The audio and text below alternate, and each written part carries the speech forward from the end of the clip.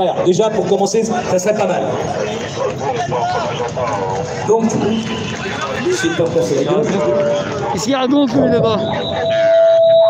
En fait, attends, je vais changer de position parce qu'apparemment, les micros, ils préfèrent ma position d'avant. Voilà. Alors, je vais rappeler aux gens qui sont ici autour de nous pourquoi les motards et les motardes manifestent aujourd'hui. Tout simplement parce que le contrôle des vélos bientôt. Un contrôle technique qu'on veut nous imposer à partir de lundi.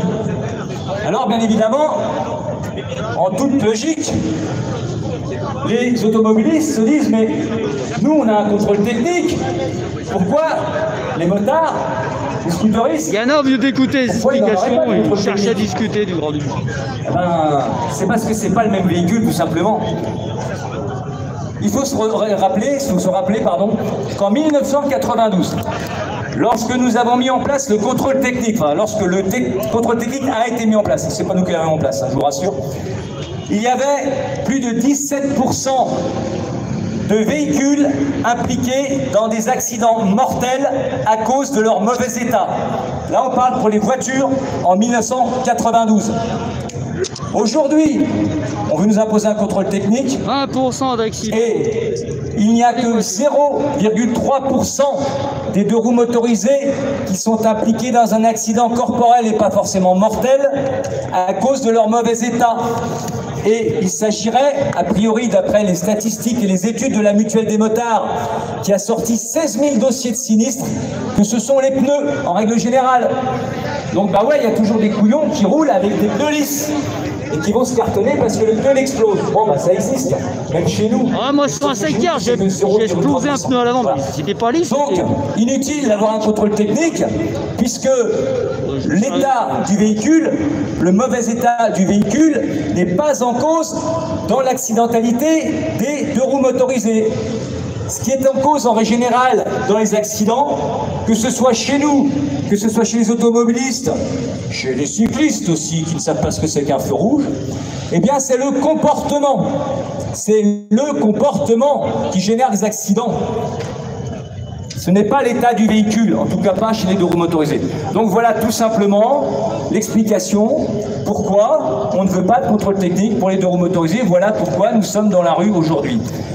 J'ajoute que la sécurité routière elle-même, hein, la sécurité routière, l'organe central de la sécurité routière, hein, c'est l'ONISR. Je me rappelle plus, c'est l'Organisation nationale interministérielle, observatoire, pardon, là, ça me revient, observatoire national, c'est un peu long aussi, observatoire national interministériel de la sécurité routière. On y arrive. Eh ben, eux-mêmes annoncent que 30% des accidents mortels, tout usager confondu, c'est-à-dire auto, moto, vélo, camion, 30% des accidents mortels sur la route sont dus au mauvais état de la chaussée ou à la dangerosité des infrastructures. Par exemple, un nid de poule ou un poteau qui est mal placé, bim, paf le chien. 30%. Donc si on veut gagner des vies, bah, commençons à réparer un peu nos routes, commençons à arrêter de mettre du mobilier extrêmement dangereux. On l'a vu là tout à l'heure, hein, les séparateurs de vélo, vous avez vu des petits murets de 3 cm de haut. Si vous ne les voyez pas en moto, vous y passez, direct. Alors c'est une chute, ça peut être une casse, ça peut être autre chose, mais en tout cas, ça fait mal. Donc, on ne nous impose pas à nous un contrôle technique, alors que selon les statistiques, c'est 0,3% des véhicules qui sont impliqués dans un accident à cause de son mauvais état. Réparons d'abord les routes. Occupez-vous de nos routes, nous nous occupons de nos motos. Occupe-toi des routes. Voilà. Des routes. Ouais.